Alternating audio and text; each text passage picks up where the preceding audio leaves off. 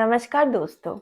आजकल हमारी लाइफ में डायबिटीज़ की प्रॉब्लम इतनी कॉमन हो गई है कि ये बच्चों को भी नहीं छोड़ रही है। बच्चे हो गए, जवान हो गए या बूढ़े हो गए, डायबिटीज़ की समस्या बढ़ती ही जा रही है। लेकिन डायबिटीज़ जैसे-जैसे बढ़ रही है, इसके साथ-साथ इससे रिलेटेड प्रॉब्लम भी बढ़ती जा रही हैं। जैसे ऐसा नहीं है कि आपको सिर्फ शुगर ही हो, इससे रिलेटेड और प्रॉब्लम भी हमारी लाइफ में हमें परेशान करने लगी हैं, जैसे कि कंधा जाम होना और अलग-अलग टाइप की और प्रॉब्लम भी हैं। मैं आज स्पेशली फ्रोज़न शोल्डर का ही डिस्कशन करने जा रही हूँ, जो डायबिटीज़ की एक कॉमन सिम्पटम है और डायबिटीज़ वाले मरीजों में ज़्यादा होता है।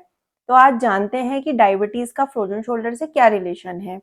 असल में होता क्या है, डायबिटीज़ के मरीजों में हमारे जो कोलेजन फाइबर होते हैं, मसल, लिगामेंट और कनेक्टिव टिश्यू के, ये ग्लूड अप होने लग जाते हैं। मतलब एक गम की तरह, गोंद की तरह जमने लग जाते हैं, जिसकी वजह से लिगामेंट और मसल्स होती हैं, ये धीरे-धीरे टाइट होने लग जाती हैं, कैप्सूल्स टाइट होने लग जाते हैं और धीरे-धीरे शोल्डर जॉइंट में स्टिफनेस आने लग जाती है।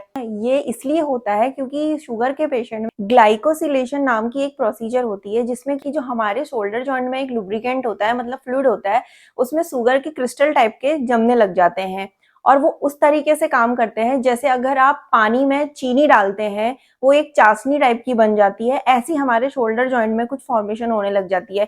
वो कुछ चाशनी के लाइक सब्सटेंस वहाँ पे जमा होने लग जाते हैं और धीरे-धीरे वो इस तरीके से जमते हैं कि वो क्रिस्टल के रूप में टूटने लग जाते हैं और बार-बार जब आपके जॉइंट का मूवमेंट होता है, तो वहाँ पे फ्रिक्शन ज़्यादा होने लग जाता है और इन्फ्लेमेशन ज़्यादा होने लग जाती है। धीरे-धीरे इस जॉइंट में प्रॉब्लम इतनी बढ़ जाती है कि आपके कंधे में और ज़्यादा सूजन आने लग जाती है। जितना आप मूवमेंट करेंगे, उतनी आपको प्रॉब्लम बढ़ेगी और आपका ये बिल्कुल कंधा बिल्कुल जाम होने लग जाता है कि आप हल्का-सा भी मूवमेंट कर रहे हैं, तो आपको बहुत ज़्यादा दर्द होता है। अब हम ये जानते हैं कि शोल्डर जॉइंट में ही ऐसा ज़्यादा क्यों होता है? उसका कारण ये है कि हमारी पूरी बॉडी में सबसे ज़्यादा मोबिलिटी हमारे शोल्डर जॉइंट की ही होती है और अगर वो रेस्टिंग पोजीशन में भी है, अगर आप रेस्ट भी कर रहे हैं, कोई मूवमेंट नहीं कर रहे हैं शोल्डर जॉइंट से, तब भी हमारी मसल्स को उसे स्टेबल करने के लिए कुछ ना कुछ काम करना पड़ता है। इसीलिए शोल्डर जॉइंट में ये प्रॉब्लम ज़्यादा आती है और ये प्रॉब्लम इतनी ज़्यादा बढ़ने लग गई है आजकल कि इससे पेशेंट रात-रात को सो नहीं पा रहा है, अपने काम नहीं कर पा रहा है। इसका सबसे अच्छा तरीका तो यह है कि जिनको भी डायबिटीज़ हुआ हो, वो अपने डायबिटीज़ को कंट्रोल करने की कोशिश करें, परहेज़ करें, एक्सरसाइज़ करें और सबसे बड़ी बात ये है कि अपने आप कंधे की रेंज को सुबह-शाम चेक करके देखें। इसके लिए मैं एक वीडियो ऑलरेडी डाल चुकी हूँ। इस वीडियो का लिंक मैं डिस्क्रिप्शन में दे रही हूँ। उसमें आप जाके देख लीजिए कि आपको इसकी रेंज कैसे चेक करनी है। उससे आपको ये फ़ायदा मिलेगा कि अगर आपका कंधा जाम होने भी लगा हो, कोई दर्द आ रहा हो, तो आगे कोई प्रॉब्लम नहीं बढ़ेगी आपकी। आप उसी समय स्टार्टिंग में ही अपने फिजियोथेरेपिस्ट से मिलके या अपने ऑर्थोपेडिक डॉक्टर से मिलके उसका सही समय पे इलाज करवा लेंगे, तो आपकी प्रॉब्लम बढ़ने से रुक जाएगी। मैं आपको कुछ इम्पोर्टेंट चीज़ें बता रही हूँ कि आप घर में क्या-क्या एक्सरसाइज कर सकते हैं और स्टार्टिंग में कैसे मैनेजमेंट कर सकते हैं अगर आपको फ्रोज़न शोल्डर की दिक्कत हो गई हो। तो सबसे पहले तो हमें ये करना है कि जब भी आपको कंधे में दर्द स्टार्ट हो फ्रोज़न शोल्डर वाले मरीज को, तो पहले ये देख लेना है कि कहीं आपके कंधे में किसी तरह की सूजन तो नहीं आ रही या आपको कुछ कंधे में गर्माहट टाइप की फ़ील तो नहीं हो रही है, हाथ लगाने में बहुत ज़्यादा दर्द तो नहीं हो रहा है, जैसे हल्का-सा भी हाथ टच हो गया तो इतना ज़्यादा पेन हो जा रहा है कि बिल्कुल टॉलरेट नहीं हो पा रहा है। तो सबसे पहले आपने क्या करना है वहाँ पे उस केस में स्टार्टिंग में आपको 10-10 मिनट के लिए आइस पैक लेना है, दिन में 2 या 3 बार। लेकिन ये ध्यान रखना है कि 72 घंटे तक अगर आपने आइस पैक ले लिया है, 72 घंटे के बाद आपने आइस पैक भी ज़्यादा नहीं लेना है। लेकिन हाँ, अगर आपको नाइट पेन बचा रहता है तो आप अपना आइस पैक ले सकते हैं। लेकिन जब फ्रोज़न शोल्डर का पेन धीरे-धीरे पुराना होने लग जाए, तब आपको इसमें हल्के से हॉट पैक की सिकाई करनी चाहिए। ये आप ज़्यादा बेहतर जानेंगे। अगर स्टार्टिंग में आपको आइस पैक से आराम मिल रहा है, तो आप आइस पैक का यूज़ कीजिए। लेकिन जब कंडीशन क्रोनिक होने लग जाए यानी कि पुरानी होने लग जाए, तो हो सकता है आपको आइस पैक से दर्द महसूस हो रहा हो। तो आपको उस समय आइस पैक ना लगा के हल्का-सा हॉट पैक लगाना है। कुछ मरीज क्या करते हैं कि बहुत ज़्यादा गर्म पैड की सिकाई ले लेते हैं, जो कि उसमें ज़्यादा नुकसानदेह हो सकती है क्योंकि डायबिटीज़ के मरीजों के जो सेंसेशन होते हैं, वो ऑलरेडी बहुत कम हो चुके होते हैं। अगर कहीं पे जल भी गया उनका कंधे वाला एरिया, तो उन्हें पता भी नहीं चलता है। क्योंकि हमने अपनी क्लिनिकल प्रैक्टिस में ये देखा है कि कुछ मरीज बहुत ज़्यादा गर्म सिकाई कर लेते हैं, जिसकी वजह से उनको कहीं पे बर्न हो चुका होता है और उन्हें पता भी नहीं चलता है। बाद में अगले दिन वो देखते हैं कि अरे! हमारा तो यहाँ पर कंधा जल चुका है। तब जाके उन्हें पता चलता है कि उन्होंने ओवरहीट ले ली है और ये सेफ भी नहीं है हमारी जॉइंट मोबिलिटी के लिए। इसके साथ ही फ्रेंड्स, जैसे अगर आपका स्टार्टिंग में कंधा जाम हो रहा है तो आपने सबसे पहले क्या करना है, उसको रेस्टिंग पोजीशन में रखना है। अपने फिजियोथेरेपिस्ट के पास जाइए, ऑर्थोपेडिक डॉक्टर के पास जाइए, कुछ मेडिसिन लीजिए और यहाँ तक कि कुछ फिजियोथेरेपी की मॉड्यूलिटीज भी वहां पे आपको यूज करनी पड़ेगी, जिससे आपको थोड़ा सा पेन में रिलीफ मिल जाए। और जैसे जैसे आपका थोड़ा पेन में रिलीफ होना स्टार्ट हो जाए तो आपने क्या करना है कि अपनी जितनी आपकी रेंज आ रही है कंधे की, उस रेंज को मेंटेन भी करना है। मैं ये नहीं कहूंगी कि आपने स्टार्टिंग में ही ओवर एक्सरसाइज करनी है, लेकिन जब थोड़ा सा पेन सबसाइड हो जाए आपका, तो आपने अपनी रेंज के अकॉर्डिंग उस रेंज को मेंटेन भी करना है। जैसे किसी कंधा जाम होने वाले मरीज की रेंज सपोज करिए इतनी आ रही है, तो आपने अपने दूसरे हाथ से उसको पकड़ के कम से कम इतना इतना उसे उठाना है और यहाँ पे हल्का सा ऑसिलेशन उसे देना है, ताकि ये रेंज आपकी मेंटेन रहे। इसको आप चाहे तो लेट के भी कर सकते हैं या फिर किसी और चीज की मदद से भी कर सकते हैं। मैं कुछ एक्सरसाइज आपको बता रही हूँ और बाकी जो दूसरा एक्सरसाइज का पार्ट है, पहले हमें रेंज खोलने वाला पार्ट करना है एक्सरसाइज में और उसके बाद हमें आइसोमेट्रिक स्ट्रेंथनिंग एक्सरसाइज करनी है। उसके लिए वीडियो मैं बाद में डालूंगी, लेकिन स्टार्टिंग में बेसिक एक्सरसाइज कौन सी करनी है वो मैं इस वीडियो के माध्यम से आज आपको बता रही हूँ। तो आइए स्टार्ट करते हैं। सबसे पहले तो हमें विद इन रेंज, मतलब जितनी रेंज है उसी के अकॉर्डिंग एक्सरसाइज करनी है। जैसे अगर रेंज इतनी आ रही है तो दूसरे हाथ को पकड़ के कम से कम इतना ही ले जाना है और हल्का सा कोशिश करनी है कि थोड़ा सा ऊपर, इससे ज्यादा नहीं और बहुत ज्यादा प्रेशर नहीं ले जाना है। ऐसे ही करके आपने कम से कम 5 बार इस चीज को कर लेना है। चाहे तो लेट के करिएगा, चाहे तो आप बैठ के करिएगा। लेट के अगर आप करेंगे तो आपको कंधे में सपोर्ट मिल जाएगा। लेट के जब आप एक्सरसाइज करते हैं तो आपको ज्यादा कंफर्टेबल होगा। तो कुछ इस तरीके से एक्सरसाइज करिएगा, जितनी आपकी रेंज आ रही है। ये यहाँ पे थोड़ा सा ऑसिलेशन दे देंगे अगर इतनी ही रेंज है आपकी, तो फिर धीरे से वापस। इससे क्या होगा कि रेंज आपकी मेंटेन रहेगी बाद में, नहीं तो आपका कंधा और ज्यादा जकड़न में चले जाएगा। अब जैसे सपोज करिए मेरे राइट हैंड में फ्रोजन शोल्डर की दिक्कत है, तो मैं एक बार अपना हाथ ऐसे उठाने की कोशिश करूंगी जहां तक मुझे पेन नहीं आ रहा है। जहां पे मुझे पेन महसूस होने लगेगा मैं वहीं से वापस ले आऊंगी। जितना आपको कंफर्टेबल हो उतने रिपीटेशन करिएगा और उतनी ही रेंज तक करिएगा। जहां पे पेन आ रहा है वहां से नहीं ले जाना है, ये सिर्फ रेंज को मेंटेन करने के लिए होता है। अब एक एक्सरसाइज हम क्या करेंगे, ऐसे टॉवल का तह करके आपने दीवार में रख लेना है सपोर्ट के लिए और अपने हाथ को ऐसे लगाना है और इसी टॉवल के सपोर्ट से आपने इसको ड्रैग करते हुए ऊपर को ले जाना है। ऐसे करके कुछ इस तरीके से कोहनी सीधी रखिएगा, अदरवाइज मूवमेंट आपका कोहनी से होगा जो गलत होगा। ऐसे करके अगर आपका ये हाथ नहीं जा पाए ऐसे करके, तो आपने थोड़ा सा नजदीक बढ़ना है और इसका थोड़ा सहारा ले लेना है, दूसरे वाले हाथ का कुछ इस तरीके से करना है। ज्यादा लोड अपने हाथ में एकदम से नहीं देना है। उसके बाद धीरे से इस चीज को वापस ले आना है।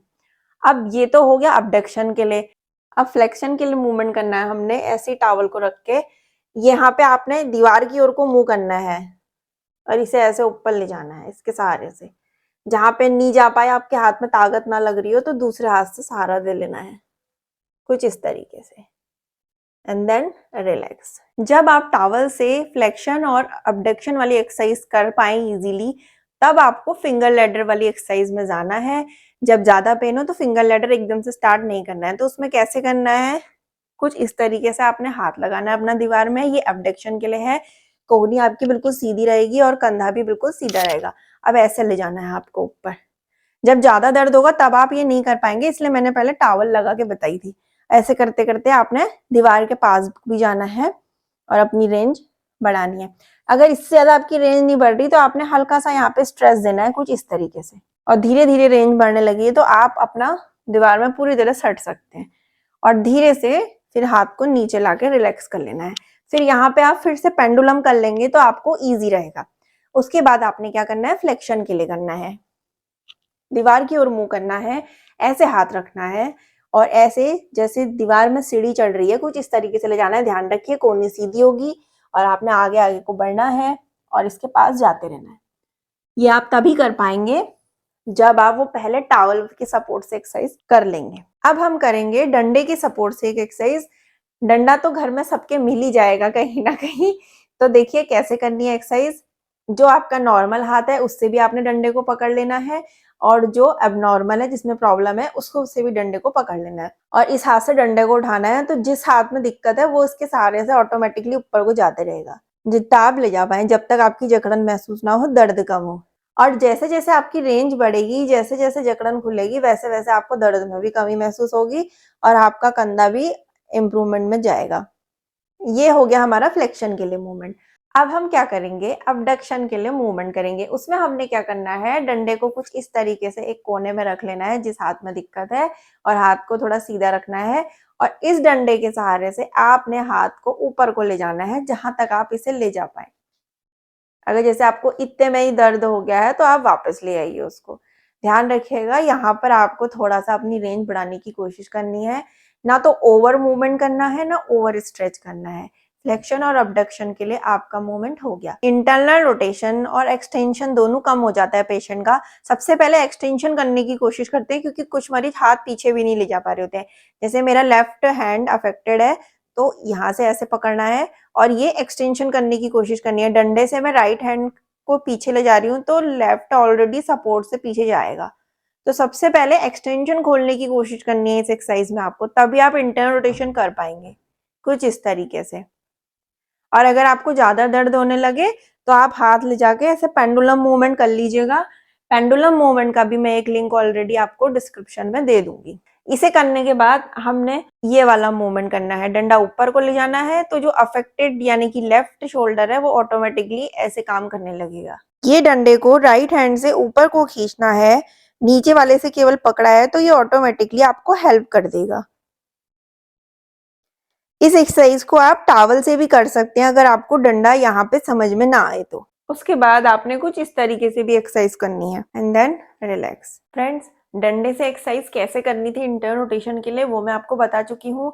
अब ऐसे टॉवल से कैसे करेंगे वो मैं आपको बता रही हूँ। जैसे आपके लेफ्ट हैंड में दिक्कत है तो ये टॉवल कुछ इस तरीके से पकड़ेंगे और राइट हैंड से टॉवल को कुछ इस तरीके से खींचेंगे और ये वाला हाथ ऑटोमेटिकली ऊपर को जाएगा और इसे धीरे धीरे छोटा कर लेंगे एंड देन रिलैक्स। अगर दर्द हो जाए हाथ में तो हाथ ऐसे हिला लेना है कुछ पेंडुलम मूवमेंट करके। ये तो था शोल्डर का इंटरनल रोटेशन। अब एक एक्सटर्नल रोटेशन भी जरूरी है हमारे शोल्डर के लिए, तो वो देखिए कैसे करना है। लेफ्ट शोल्डर के लिए ही बता रही हूँ। उसमें क्या करना है, इंटरनल रोटेशन का अपोजिट करना है। जैसे ये वाले हाथ में हमारी दिक्कत है तो ये हाथ कुछ ऐसे रख के ये मूवमेंट लेट आएगा शोल्डर में और तौलिया हमने यहाँ से ऐसे पकड़ लेना है और जो नॉर्मल हैंड है यानी कि राइट नॉर्मल है तो उससे नीचे को पकड़ना है और इससे नीचे को इधर को खींचना है कुछ ऐसे। लेफ्ट शोल्डर में मेरी दिक्कत है और मैं राइट से उसे खींच रही हूँ नीचे को, तो कुछ इस तरीके से मूवमेंट करने की कोशिश करनी है हमने। देन रिलैक्स और ऐसे पेंडुलम मूवमेंट। जब आपकी रेंज थोड़ी सी इंप्रूव हो जाए तो आपने डंडे के थ्रू ये वाली एक्सरसाइज करनी है। इतना हाथ जब आपका जाने लगे तो आपने ऐसे करना है। इससे आपके और इम्प्रूवमेंट आएगा रेंज में और स्ट्रेचिंग भी होगी आपके लिटरल वाले एरिया की। And then relax. इसमें कुछ ऐसे स्ट्रेचेस भी हैं जो आपके एक्सरसाइज करने के दौरान हुई मसल टाइटनेस में हेल्प करेंगे। जैसे सबसे पहला है आपकी ट्रेपीजियस मसल की स्ट्रेचिंग। हाथ ऐसे पीछे ले जाके गर्दन ऐसे पकड़ के कुछ इस तरीके से करना है। जिस साइड आपका अफेक्टेड हो शोल्डर उस साइड कर लेना है आपने, क्योंकि ट्रेपीजियस मसल टाइट हो जाती है फ्रोजन शोल्डर वालों की, तो ये आपने जरूर करनी है।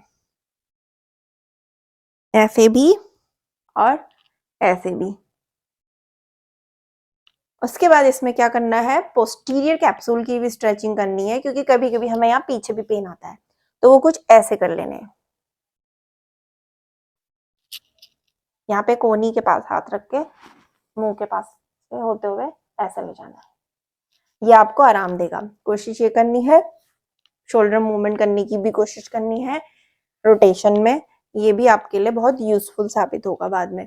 फिर हमने क्या करना है, इसमें पेक्टोरलिस मेजर की स्ट्रेचिंग भी करनी है।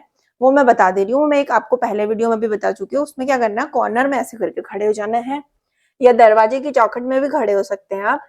ऐसे ऐसे एंगल बढ़ाते हुए आपने खड़े तो ऐसे होना और आगे को जाना है।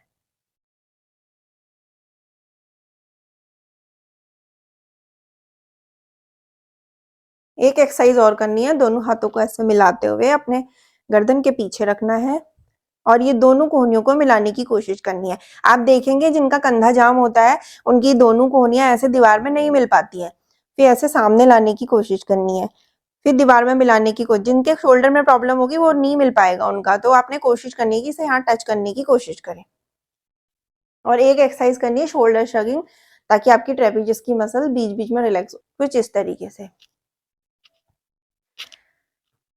एक खास बात ध्यान ये भी रखनी है कि फ्रोजन शोल्डर उन लोगों को ज्यादा अफेक्ट करता है जिनके शोल्डर राउंडेड होते हैं, फॉरवर्ड डायरेक्शन में होते हैं, क्योंकि उसमें क्या होता है कि शोल्डर जॉइंट की जो एक्सिस होती है वही चेंज हो जाती है। अगर इस टाइप का शोल्डर का पोस्चर अगर आपका आ रहा है तो शोल्डर जॉइंट का जो एक्सिस होगा वही चेंज होगा, उसमें फ्रिक्शन ज्यादा होगा। और जब आप ऑलरेडी इस पोजीशन में, तो अपना हाथ अगर पूरा उठाने की कोशिश भी करेंगे तो आपको वो पूरा मूवमेंट कभी मिल भी नहीं पाएगा। तो पेशेंट ने हमेशा ये कोशिश करनी है कि अपने जॉइंट को रिट्रैक्शन में भी रखने की कोशिश करनी है, कुछ इस तरीके से। ये हाथ यहाँ पे रख के ये दोनों कंधों को ऐसे करना है। चाहे तो आप इसे लेट के भी कर सकते हैं, चाहे तो आप इसे दीवार में चिपक के भी कर सकते हैं। चाहे आप दीवार में ऐसे चिपके होंगे तो आपने ऐसे पीछे को ले जाना है, मतलब कंधों से या तो आप बेड को प्रेशर दीजिएगा या फिर आप अपनी वॉल को टच करने की कोशिश करिएगा, कुछ ऐसे, ये, ताकि आपकी शोल्डर की एक्सिस भी ठीक हो और जॉइंट आपका बाद में प्रॉपर आए। अगर आपको हमारा वीडियो अच्छा लगा तो हमारे वीडियो को ज्यादा से ज्यादा शेयर कीजिए, लाइक कीजिए और हमारे चैनल को सब्सक्राइब कीजिए। Be safe and take care.